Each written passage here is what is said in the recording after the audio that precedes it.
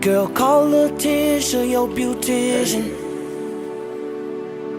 'cause your hair is gon' need fixing, yeah. Call Letitia, your beautician, yeah. Girl, call Letitia, your beautician, 'cause your hair is gon' need fixing, yeah. Call Letitia, your beautician. Good evening, YouTube. It's Miss Conversation Piece, and welcome to Hair Diaries Volume 1, Product Junkie. I'm going to go over a few products that I've used and that I've tried in my lock journey. I've been locked for a year and 2 months now, so I've tried quite a few products, and a lot of them I can't say worked for me, but to each his own. The first product that I started with when I first started my locks was beeswax. Now, I know now that beeswax is a no-no, but initially, this is all I could use to keep my hair twisted. I would combine these two together and use that as a retwisting gel. Now, my hair is quite resistant, so that worked for me, and I used this maybe for about the first 3 months. Okay, now I did notice that after a few months I did kind of get a build up, and it was just hard to get the wax out of my hair, so I started looking for a new product. The product that I ended up going with was this. Now, I used this for about a month. I did not like this. This is a resistant formula. I knew my hair was resistant, so I said, okay, I'll try that one. Did not work for me. The next thing that I tried was this. These two are, in my opinion, the exact same product. I mean, they're both a jelly consistency, not very heavy, but they just would not hold my hair, hold my retwist. So it was just kind of like a waste of time. They both smell good, but it just didn't work for me. So the next product that I ended up trying was this. Now, coming from the beeswax and gel mixture, this was a pretty good product. It was heavy, so it would hold my retwist. There was no alcohol in it, so it wasn't drying. But after maybe about 4 months of using this, I started to notice buildup. So it's like, okay, it's more than a quarter done, or a little less than a quarter left in the container. I probably won't use this, or maybe I will. I don't know. I really can't complain about this product. The only thing is I started to see the buildup towards the end, so I just kind of left that alone. Now, the gel that I use now is this. The Eco Styler Gel for all hair types, used by professionals, alcohol-free, made with 100% pure olive oil, maximum hold, helps your scalp regulate its own natural moisturizing system. So this worked for me. I found living in the Southwest that moisture was my biggest problem. I needed moisture in almost everything that I use. Okay, so this is the product I use now. It's 32 fluid ounces, and I pay maybe $4 for this. So this is a lot of product for $4. In comparison to this, which I paid maybe $4 for, there's no comparison. This is just not worth the money. So, and again, these are products that work for me. The locking mango and lime mango gel twisting Jamaican, whatever it is, some people like it. I mean, I just didn't care for it. It didn't work for me. So now, as far as shampoos, I went through a gang of shampoos. The first one that I tried would have been this, because initially I was trying to get the beeswax out of my hair, and this did the job. It served its purpose. It got the beeswax out, but moisture, none. None. So I had to use this and then a moisturizing shampoo on top of this. And I still do that now. Even with my Regiment shampoo, I use this also. So I'll use this first just to get everything out. And not every time, maybe once a month.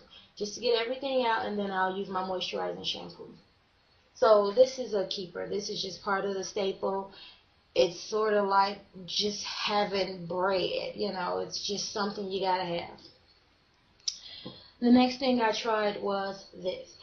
In my opinion, this is the same thing as a clarifying shampoo. It has no moisture in it. It says moisturizing for dry, damaged hair. It did not do that for me. It says moisturizes as well as Alveda. If Alveda costs more than $1.29, then you're wasting your money, because this was $1.29 and it sucked. Next thing I tried was this. Now, this is old school. Cream of Nature has been around since the day before forever. They've tried to change the little bottle or whatever, but it's still the same thing. Only thing now is it has sulfate in it. Before, it did not have sulfate in it. My mom swears upon this shampoo. I mean, it's been in our house since forever. You guys remember the little green and white container it used to come in, but this one, they got me when it said Ultra Moisturizing Shampoo. Because I've seen it in my house growing up, I'm like, okay, let's go with that. Now, the sulfate, I think, takes away from what it used to do. It's not a moisturizing shampoo anymore, so I didn't care for it. And this is still full. I paid $3.50 for it, so it wasn't terribly expensive, but again, I'll use it as a clarifying shampoo. Everything that doesn't moisturize my hair, as it states, goes to the clarifying pal. Another shampoo that I tried was this. Now, I don't know what made me buy this. I've never seen this before in my life, but it didn't have sulfate in it. So I said, okay, let's try it. I paid $4.29 at Sally's for it, and it's a concentrated shampoo. So you would mix 1 part of this with 2-part water. The only problem I have with this is, no, it doesn't have sulfate in it, but it gave me no lather. Like I had to use so much of the product in order to get my hair clean that it just really wasn't worth the money anymore. So this is still halfway full. It goes to the clarifying pal also. It really didn't do much for me. Moisturize, definitely it didn't, and that's what I was on a hunt for, a moisturizing shampoo. The next shampoo I bought is this. Now, this is when I really started to get into this product junkie thing. I went as far as Whole Foods. I'm thinking, okay, I need a shampoo with no sulfate. Where to get it? Whole Foods. Let's go to Whole Foods. Found this in Whole Foods, maybe $6. It has sulfate in it, and it was not a good shampoo. So don't assume just because it's in Whole Foods that it's going to be a good product, because it's not. And that's how they tricked me with it. So, and I mean, this is halfway gone, not because it was the best product ever, but because I just used it because I paid $6 for it. So, the next shampoo I tried was this. Did not care for it. They got me when they said relaxed and natural for women of color. 2 out of 3, it has to work. Didn't work for me. Intensive moisturizing is what they say. Still has sulfate in it. Intense moisturizer? No, it did not do that for me. And the last shampoo that my husband decided to buy was this one. Now, this is a dry shampoo. I didn't like this at all. It didn't give me any kind of moisture. I don't even think it cleansed his hair. I didn't use it for my hair. I used it in his hair. He bought it, so I used it in his hair.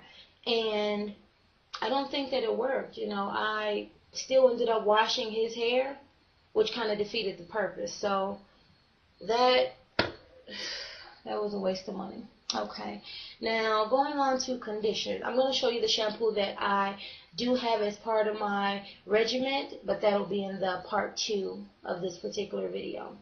Next product was cholesterol.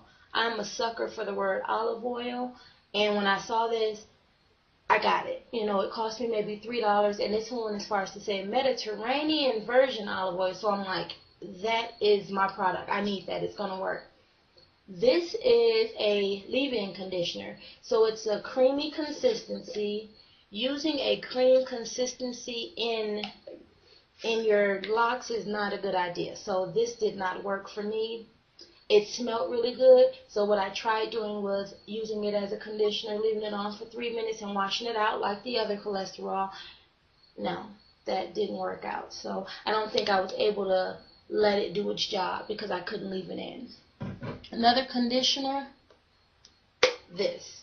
Giovanni is an expensive shampoo. I think it's highly overrated.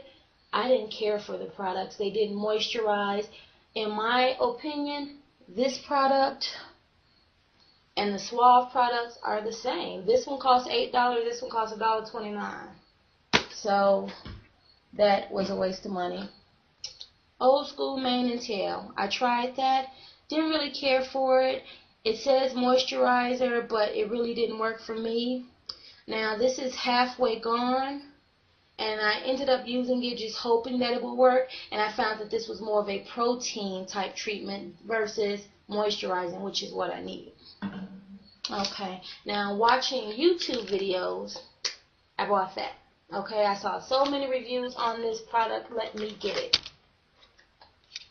So many reviews on this product, I thought, let me get this product. Now, I ended up getting it. This top part is a protein, and this one is a moisturizer. Protein I don't need, so I'll probably end up using this part of it. And this only cost me $1.29, so it wasn't terribly expensive, but it's not open. I haven't tried it yet. Maybe I'll wait until the winter time and try it. It's Afro-G. It's supposed to be pH balanced, blah, blah, blah. So I'll try this maybe as it gets cold and my hair starts to shed and see how this works for me. So I'm going to save that. Not going to scrap that just yet. Now, that's it for the products I've went through, and this is over a course of a year, and I believe I finally found the products that are a part of my regimen that I'm going to stick to. Stop blowing money on different products that I see on YouTube and on all these different hair forms. I think I found what works for me, but we'll see. Stay tuned for part 2, the products that made the cut and that are part of my current hair regimen.